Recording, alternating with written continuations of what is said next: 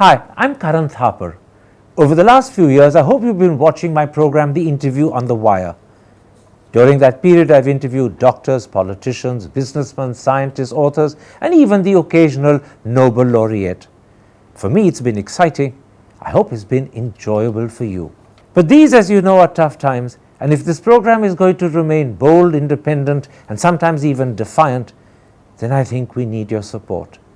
At the end of the day, it's a truism, but editorial independence is best defended by the viewers. So if you would like this program to remain the way it is, forthright, outspoken, and interesting, then would you consider supporting us? All you have to do is to click on the description at the bottom. But more than anything else, I hope you will continue to watch the interview. Your viewership means an awful lot to me.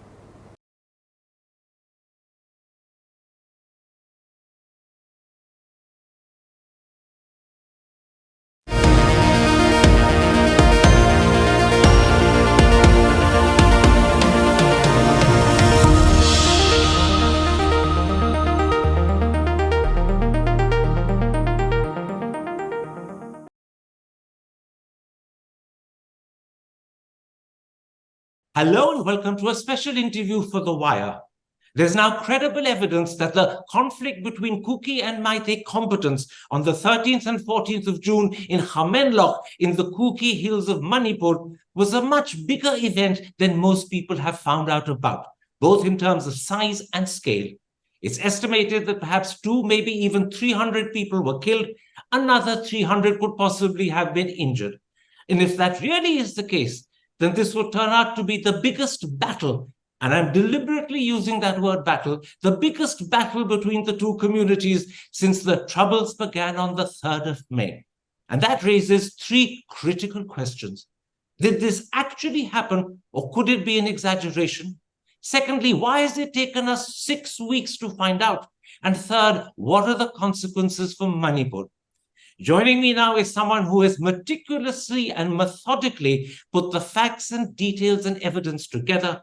He's the General Secretary of the Kuki People's Alliance. His party has 2 MLAs in the Manipur Assembly. And until the 3rd of May, it was an ally in the Manipur government of the Bharatiya Janata Party. My guest name is Wilson Lalam Hangshing. Mr. Hangshing, before I talk to you about the size and scale of what happened in Khamenlok on the 13th and 14th of June, as well as the number of people killed and injured, let me start by asking you to describe to the audience what happened. Please do so with all the details you believe are relevant. Well, Khamenlok is on a very strategic position so far as the if I can use the word, the war situation is in this Manipur scenario is concerned.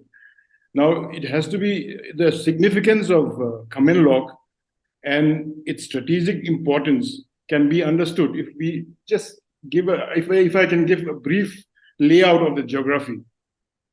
Now, Imphal Valley is surrounded on 3 sides by the Kampopi district, which is dominated by the Kuki tribes. And the headquarters of Kampopi district is Kampopi town itself on the northern valley of from Imphal. It's a valley that goes into Nagaland, almost into Nagaland, and the boundary starts from about 20 kilometers from Imphal, starts the boundary of the Kampopi district. Now they have been the Meiteis, for them, it is very important. As we know, the Meitei Lipun leader, Pramod, says it is just a 15-20 mile corridor, and we are going to blow them out. Now, to blow them out, they need to march into Kampopi. They have been trying that from the 3rd onwards.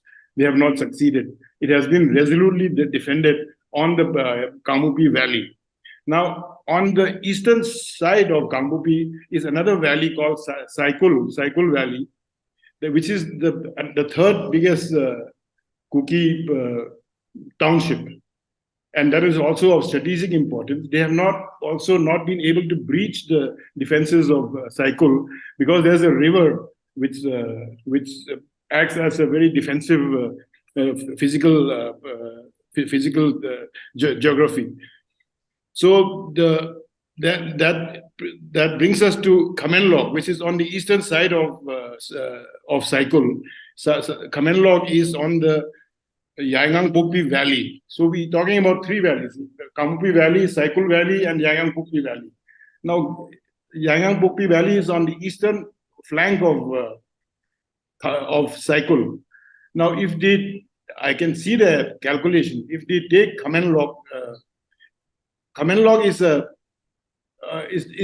one of the biggest villages there, and it consists of about 7 or more Kuki villages straddling the hills overlooking the valley. Now, it is once they take that, then Saikul gets exposed, and it can be easily taken because there's no river obstruction or any other thing. It's just a few hills. They cross it, and they will be marching into Saikul. And once they take Saikul, Kangpokpi town itself gets exposed. And they know this, and we know this also.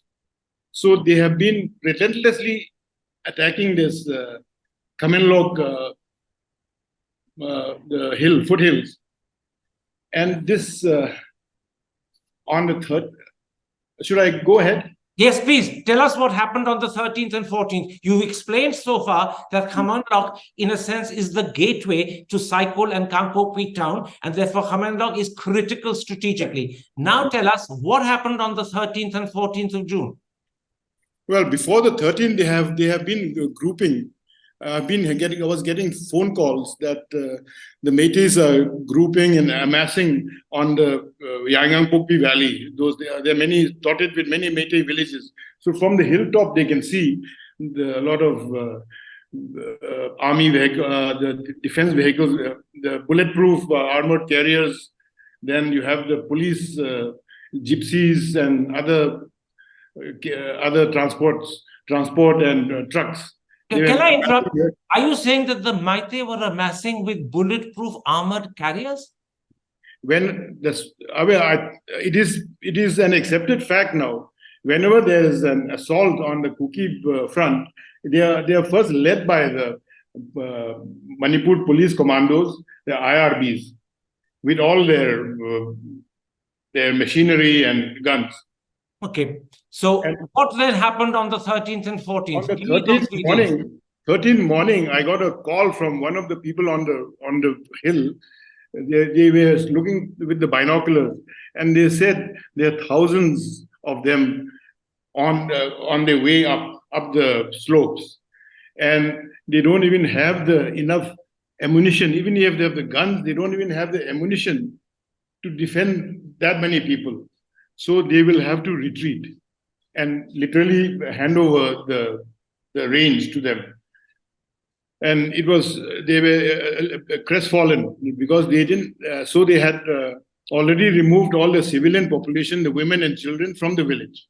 And this was in the morning. And as we were talking, and one other thing he said was that they were being shelled by these 2-inch mortars, 3-inch mortars.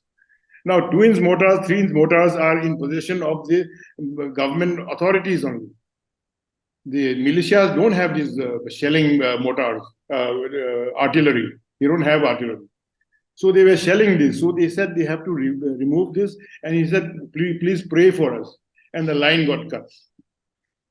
So what you're saying is that thousands of Meitei combatants had converged around Khamenlok, and the Kuki villages in between were, in a sense, surrounded. And these Meitei had armored carriers. They had 2-inch and 4-inch mortars, and they were shelling with this sort of heavy equipment.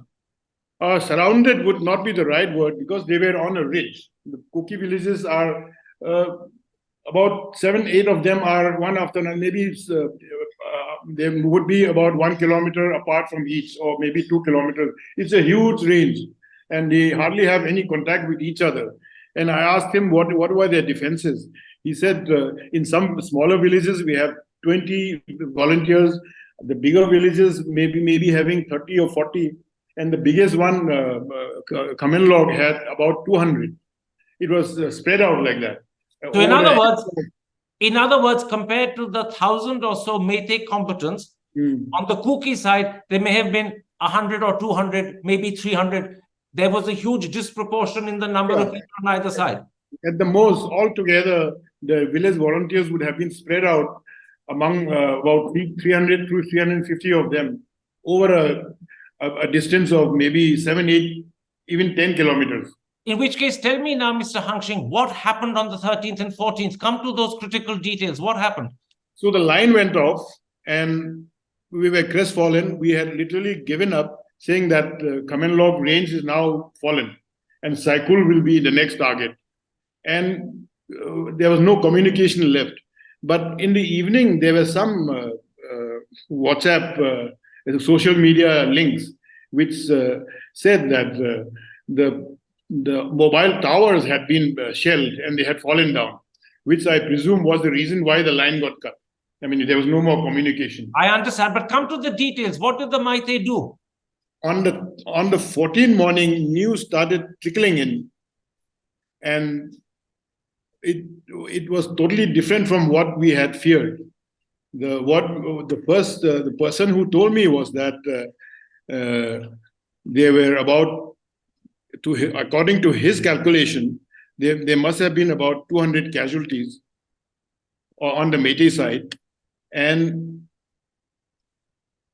double of that would have been the injured, because there was a neighboring in the beginning of the ridge, there is a Tankul Naga village who literally had a dress circle view of the whole battle going on. Explain this to me. On the 13th night, when you lost contact, you were scared that Khamenlok was going to fall. The Saikul city would be under threat. On the 14th, you discovered almost the opposite had happened, that up to 200 Meitei combatants had been killed. That's a huge number. Maybe 400 had been injured. How did this fortune change? Please explain those critical details. So they had retreated from the villages, and what I was told was that they started burning the villages. They didn't totally burn it. Maybe 1/3 of the villages were burnt, not full. And then they had felt that victory was theirs, and they started slaughtering the village animals and celebrating on a celebratory mood. They were drinking and all that. This they could fathom figure out from the chatter on their walkie-talkies. The walkie-talkies of the Meiteis, the Kukis were listening from maybe another hill, 2-3 hills away. And they could figure out these people are already on a celebration mood and they were drinking. So they waited till about midnight. After midnight, they counterattacked.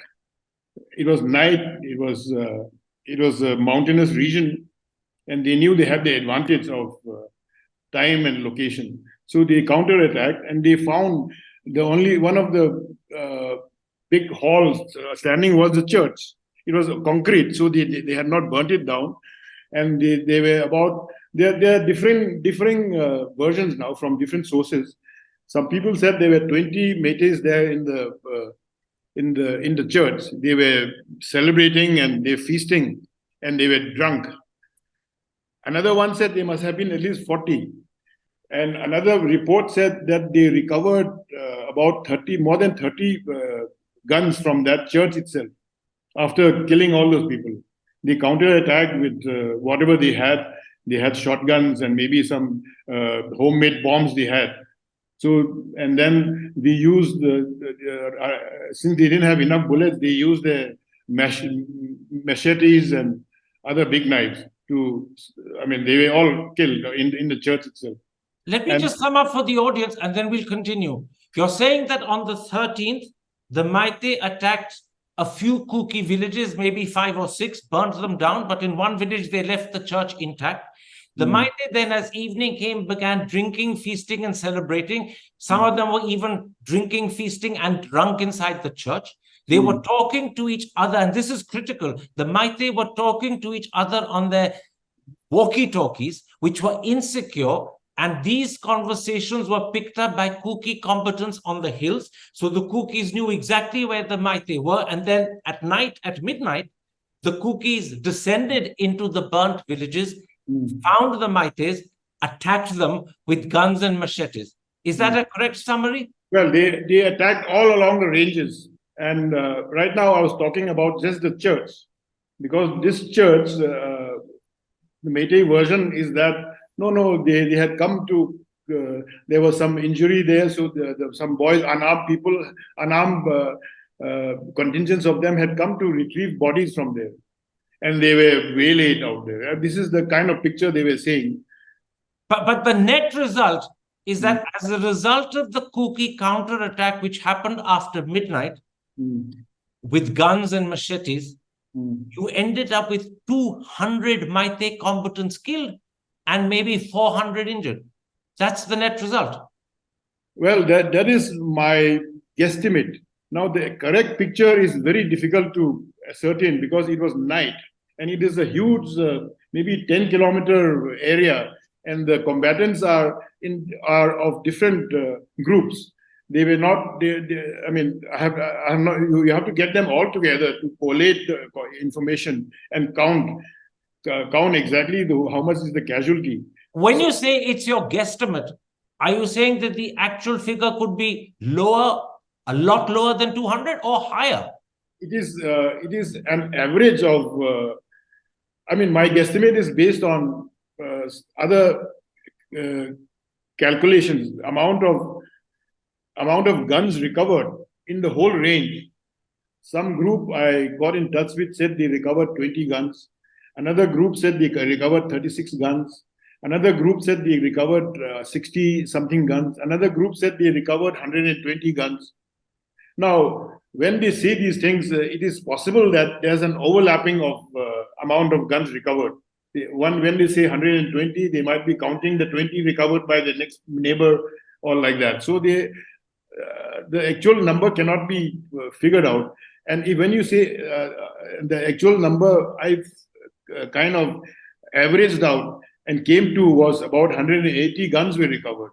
180 guns recovered means there would be people who a lot of the Meiteis also came without guns. They came for mainly arson, to burn the houses.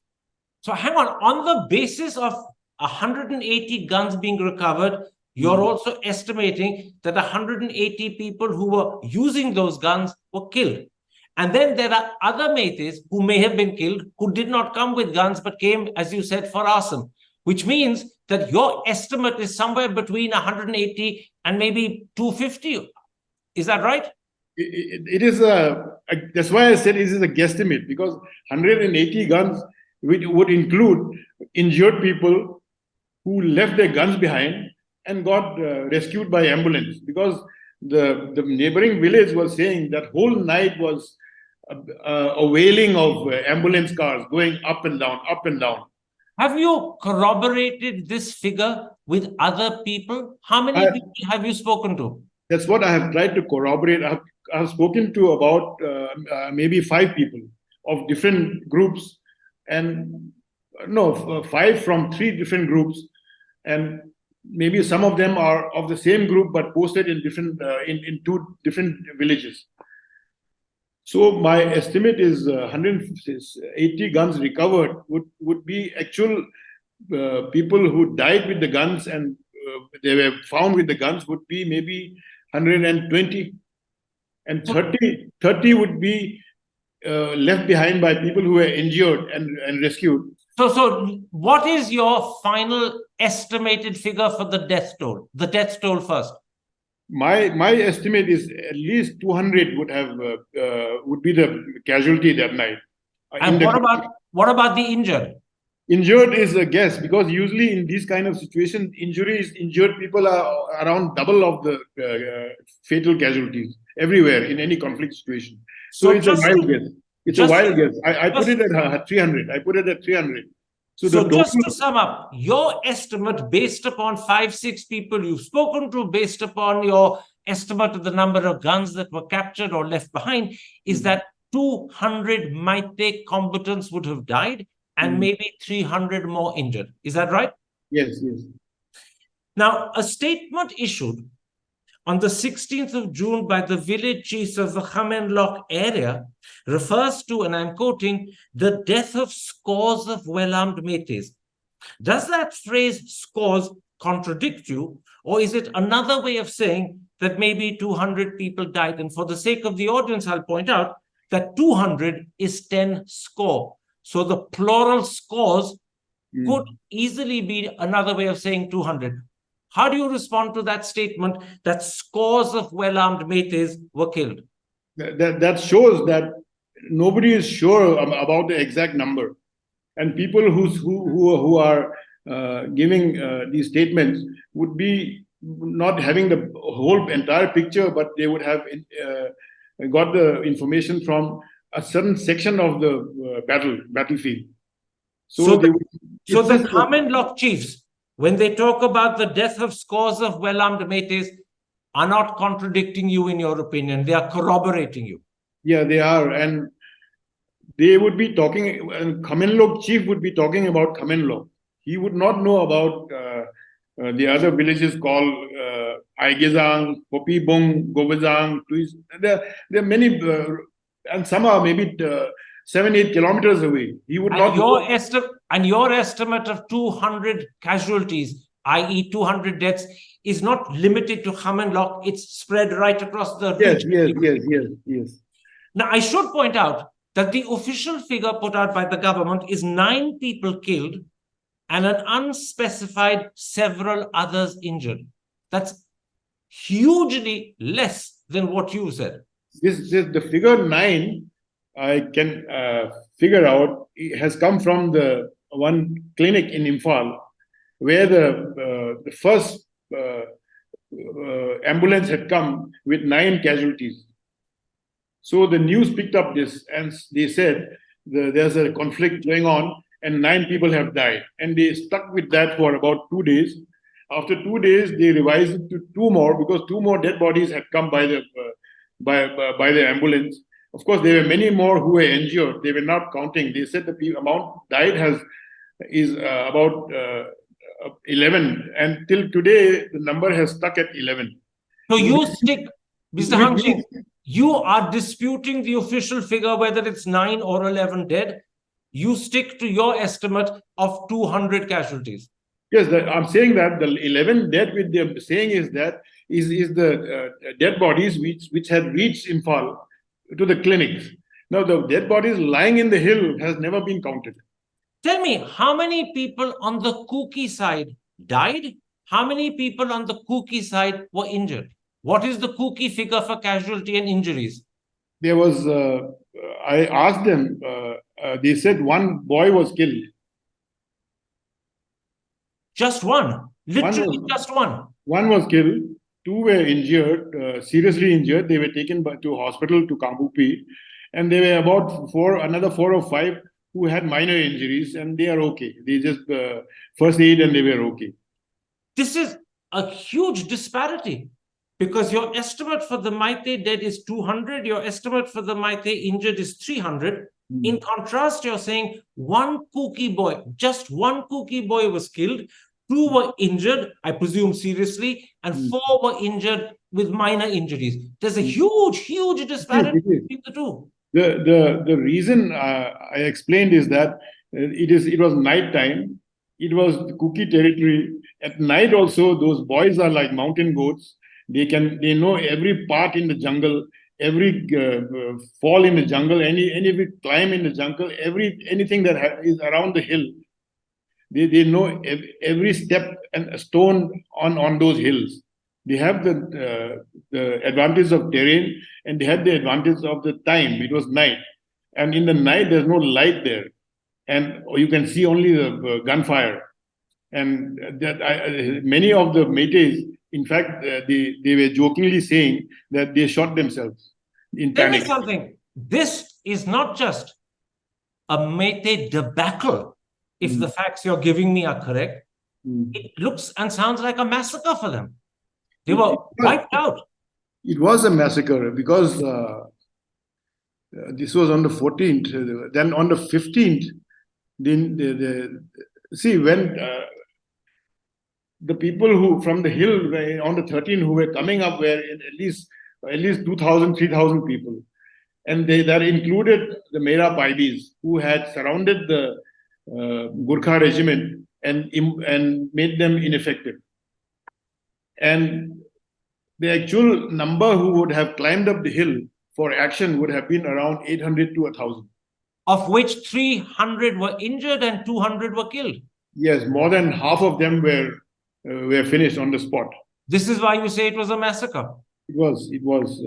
Now there's something else. Sorry, you're agreeing it was a massacre. Well, 200 is a massacre because, considering only one person died from the Kuki side. Now, the other thing you've told me is that on the 15th morning, the Chief Minister Biren Singh contacted the Gorkha regiment and asked the Gorkha regiment in turn to contact the Kuki authorities so that the regiment could get permission to recover the dead bodies. This is because there were so many dead bodies, you said, that they needed the army's help in clearing the dead bodies on the 15th morning. Is that correct? In fact, this is what I got through on the phone by one of the village volunteers, that there are too many dead bodies and they've started stinking and they're not able to go into the village themselves because they don't want to touch the bodies. And then on the 15th, they got a telephone call from the major of the Gurkha regiment that there was a request from the CM himself to allow a period of truce where the dead bodies could be recovered by the Manipur police and the IRB. Can you name the major of the Gurkha regiment who made this call at the behest of the Chief Minister? I somehow didn't ask them the name, but that we can find out. We can find out. But you're absolutely sure when you say that there were so many dead bodies on the 15th morning that the Chief Minister had to contact the major of the Gurkha regiment, who in turn was asked, please ask the Kukis to declare a truce so that we can remove the dead bodies, which, as you said, were by then stinking. You're sure of that? Yes, in fact, I was told that the CM himself had come also. And he was thinking he was supposed to join the recovery of bodies, but he had to turn back because the drone videography showed that there was possibility of ambush. So the CM went back. So the CM actually attempted to visit the scene Khamenlok, but had to retreat and withdraw. And he left it to the police and the IRB to go ahead, along with some of the volunteers, Arambai and the Meitei Lipun. Let me, Mr. Hangshing, ask you at this point a question you may not like. Was this overkill on the part of the Kukis? Was it necessary to kill so many? I mean, those disparity in facts in the numbers killed on either side is shocking. 200 Meitei killed, 300 Meitei injured, 1 Kuki boy killed, 2 seriously injured, and 4 with minor injuries. So that's why I asked, was this overkill by the Kukis? Was it necessary to kill so many? It is the field of battle. They had all come all armed and to destroy and kill. And luckily, they had removed all the civilian and population. The children and women had already moved out into the jungle and the hills, and they would have killed all of them had they not moved.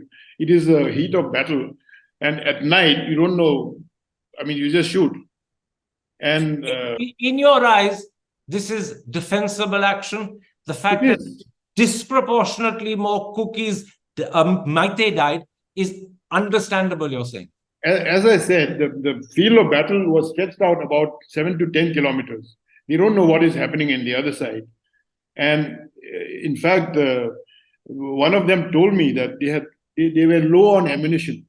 See, they're using shotgun bullets, which is single loaders or double barrels. But despite being low on ammunition, they ended up killing 200 Meitei and injuring 300.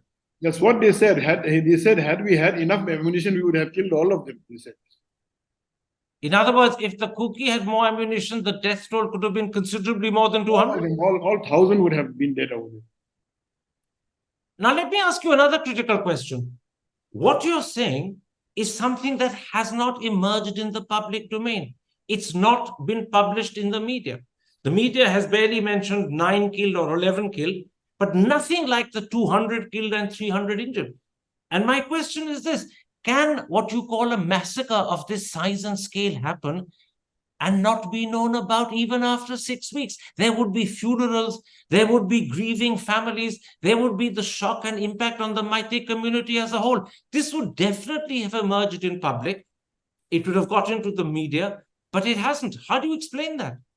I don't have any explanation how they could have hidden so much dead bodies. But the point is that they had come to recover those dead bodies. On that day itself, there were about 3 trucks.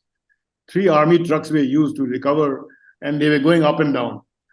And this is the neighboring Naga village, Tangkhul village, who I said had a dress circle view of the whole thing.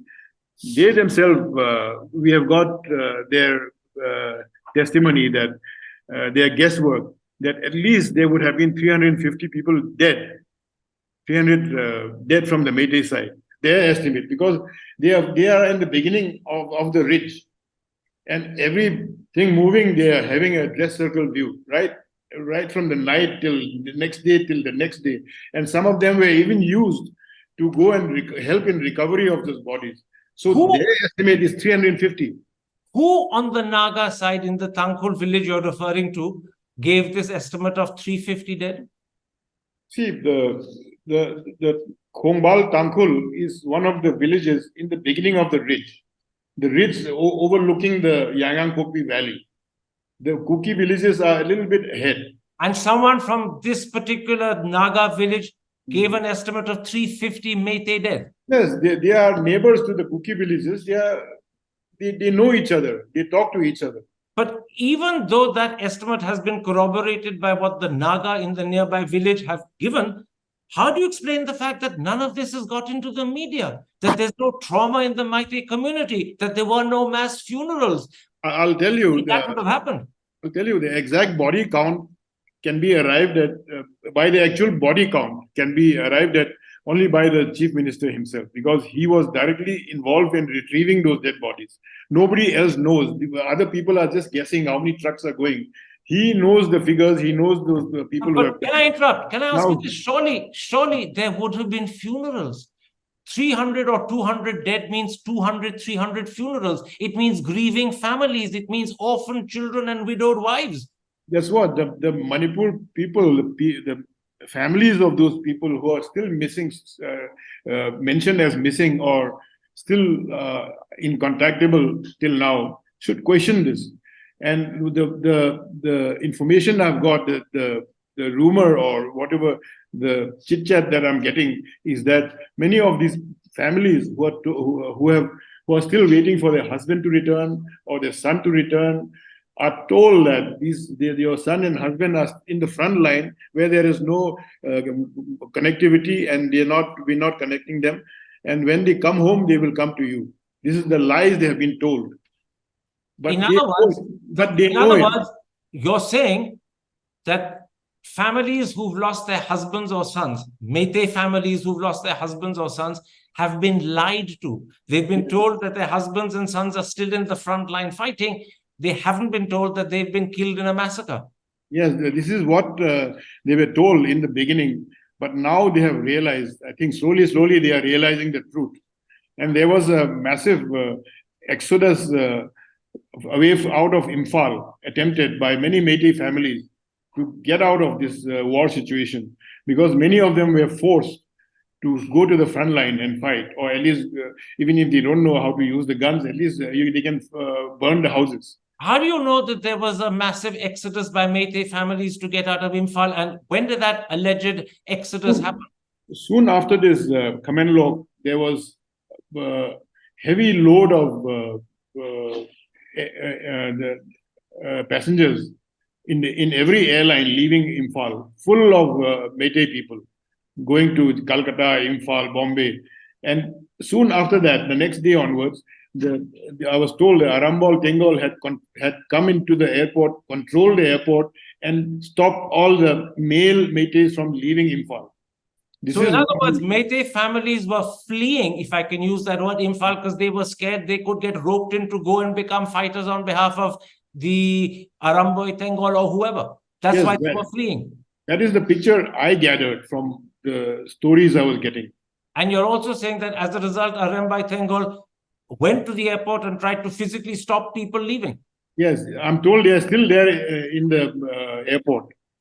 They are stationed there, not only for stopping the Meiteis from leaving, but also to identify any Kukis who are trying to slip out. They will intercept them. So it is a scary place for either side. Let me ask you something else. I'm going back to the statement issued on the 16th of June by the chiefs of the Khamenlok. It says, and I'm quoting, the attack and assault on the Kuki villages was directly supervised and commanded by Chief Minister Biren Singh, Minister Bishwajit Singh, and Lysemba Sanajoba, the Rajya Sabha MP, who I believe is a member of the Meitei Royal House. A, do you agree with that claim that these three people supervised and commanded the attack? And if you do agree, on what basis are you making that claim? Well, I wouldn't agree that they would be directly involved in the ground operations, but we all know that they are head of the CM is the commander in control of all the paramilitary, the police. Without his permission, without his go-ahead signal, how can they come in an open daylight with all the state machinery, and using artillery also, without the CM's permission? So you're saying the fact that the Meitei, who may have numbered 800 or 1,000, came with 2 and 4 inch mortars, they came with armored personnel carriers, all of that we've spoken about earlier, is proof that the CM was in some way behind this. Otherwise, this could not have been used. Secondly, you've also said that when the Meitei came, they came with the Manipuri police and also what's called the IRB. That again is proof of governmental complicity. Yes, definitely. It is complicity, and also tacit consent, finally complicity, whatever. I think without the nod from the the CM himself, the police will not be so partisan in their actions. Let me ask you something else.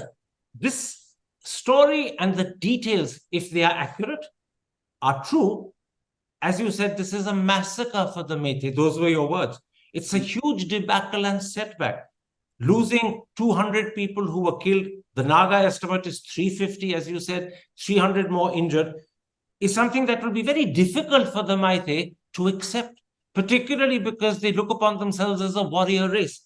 Are you worried that at some point there could be a Meitei retaliation or revenge? Are you worried that organizations like the Arembai Tengol and Meitei Lipon may be already secretly working on this? I think they have already given their best shot. It can't be any better than this, whatever they try. And the fact that after Khamenlok assault and the defeat over there, the numbers have declined. The number of what? The numbers of people on assault in various other points in the valley. See, it has been an ongoing aggression all around the valley. So you're saying that after the Khamenlok disaster, there has been a reduction in the number of attacks the Meiteis make on the Kuki, both in terms of the frequency and in terms of the numbers involved. Is that what you're saying? Yes, and the reason I said was that they're not getting enough volunteers now. People are avoiding it. There's low morale over there, and people don't want to. I mean, the complaint which the Meitei in the valley are saying that you're calling us and pushing us in the front line, but the Meitei, Lipon and Arambol are going behind. They're not facing the bullets. This is the complaint. This has, in a sense, dispirited the Meitei community, you're suggesting? Yes. They have kind of demoralized the Meitei thing. So that you're saying that a bigger force would be organized. Well, let it come. And you're also saying something else, Mr. Hangshing, that as a result of this debacle, this massacre, as you called it, there are fewer and fewer Meitei people volunteering. A, because they don't want to get killed, and B, because, as you said, they've discovered they are put in the front line, whereas the Arambai Tengol and the Meitei Lipon are behind them. Yes, this is what I'm hearing, which is from the social media chit chat also. It comes. This is what one can. Again, I must ask you, how credible is all of this? This is what I gather from social media chit chat and maybe random phone calls from here and Do there. you believe it? Do you yourself believe it? I have. Well, I can't believe otherwise. Everything fits in. Why has the aggression waned down or diminished? And it is not so aggressive as in the beginning, in the middle of June, around that. Every attack would come in thousands, and it would be very enthusiastic thousands. Now they seem to be pushing each other in the front. So the fact that the number of attacks has diminished, the aggression has waned down, as you put it, proves that the debacle or massacre of the 13th, 14th of June did happen, and it's had a sizable impact on Meitei sentiment, as well as the willingness of Meiteis to volunteer and fight. Of course, we can't rule out the fact that they can re-energize themselves and reinvent themselves. And because as the CM, I heard him saying yesterday that he will not surrender to a separate administration as long as a drop of blood is still flowing in his veins. That's what he said. But coming to the end of this interview, Mr. Hangshing, there are two critical questions I must ask you. First of all, if you're right with those figures, 200 dead, 300 injured, this is by far the biggest conflict. Indeed, I should now be using the word battle between the Kuki and the Meitei since the troubles began on the 3rd of May. By far the biggest. It is already by far, even if my figures are not correct. Now, the correct figure can be given by the CM himself because he has done the body count. But his figure is 9. His figure is 9 or 11, no more. Your figure is almost 20 times more. That 9 or 11 is the body that was brought to the clinic on the 13th itself, or 14th morning itself. On the 14th afternoon and 15th, those bodies never reached the clinic. I don't know where they have put them. So this, you accept, is the biggest battle there's been in the last 84, 85 days. Yes, it is. It is talked about. I don't know why people are not saying it. Everybody is whispering this. And in fact, a lot of people have told me this as if I didn't know about it. So I take it as if it's news to me. That's very interesting. It's being talked about, but people are doing it in whispers. People are assuming others don't know, but it's not actually been officially publicized. And there's a culture with the cookies that you don't gloat over your enemy's defeat. So we don't talk much about somebody's defeat. In other words, the cookies, for cultural reasons, are not boasting of what they've done. Yeah, we don't gloat over enemy's defeat. This is another thing we have. But something else is true. If 200 people died, then that amounts to a potential doubling, if not more, of the official death toll. The official death toll is repeated in the papers every day. It's set to be 150. You're increasing it by another 200 at least. The Naga estimate from the Tangkhul village increases it by 350, which takes the total death toll to 350 or 500. It's a huge increase in the official death toll. Another person told me that the death toll is only 80. Then I asked him, how did you get that figure? He said he asked one village. So in that village, there may be 80. He's not counting the other 7 villages. This is the problem. It is to actually correlate all these sources. It has to be, firstly, there should be peacetime where we can talk together because there will be overlapping of figures. I understand. But the point I'm making is this, Mr. Hangshing. If we go by your figure of 200 dead, the death toll for the whole of Manipur jumps from 150 to 350. That's a huge increase. Another person told me 700. His way of calculating was 800 people climbed the hill and only 100 came back. So it must be 700. So we really don't know the exact figure. So but you're sticking by your figure of 200 dead. I have arrived at the 200 by scaling it down this way and that way and keeping out other uncertainties. And you also, and that's also how you arrived at 300 injured. 300 injured, I just put it that in these kind of conflicts, usually injuries are always higher than actual deaths. That way, I just casually put 300. It could be more, it could be less, I don't know. My last question, Mr. Hangshing. You're speaking to me as the General Secretary of the Kuki People's Alliance. Your party has 2 MLAs in the Manipur Assembly. Until the troubles began on the 3rd of May, you were an ally and a supporting party of the BJP-led government in Manipur. You're a man of not just importance, but enormous responsibility. You're a leading political figure in Manipur. You stand by that figure of 200 dead. That you believe is a correct estimate. Yeah, I stand by it as an estimate. It's not the actual body count. That's, I keep saying it is not the actual body count. It is my estimate based on certain parameters which I have already put forward. Absolutely. Your words are, I stand by that figure of 200 as an estimate. Have I quoted you back correctly? Yes. It is not a body count. I have not counted the bodies. But it's also possible that that estimate could rise. It could be 50 less, maybe another 100 more. I don't know. Okay. Until somebody counts those bodies, or after some time, everybody comes up with their missing persons. We will never know exact numbers. Okay. I'll leave the audience with the following. These are, in fact, your precise words. I stand by that estimate of 200 dead, and then you added, it could be 50 less, maybe 100 more. In other words, the range is somewhere between 150 and 300. Mr. Hangshing, thank you very much for this interview, for drawing our attention to something we didn't know the details of, and for making the Indian people aware that actually this wasn't just a conflict between Kuki combatants and Meitei combatants, it was a battle. But there's one last thing I want to clarify for the audience, and I think it's very important that we do that.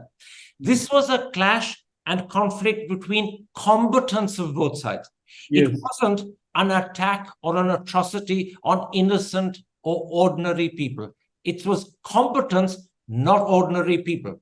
Yes.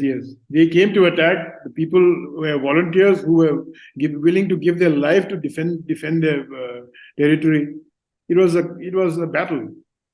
Quite right. But it was not ordinary people, innocent people who were killed. Yes. It was combatants who were killed. Yeah, it was not like the killing in the street rioting, you can say.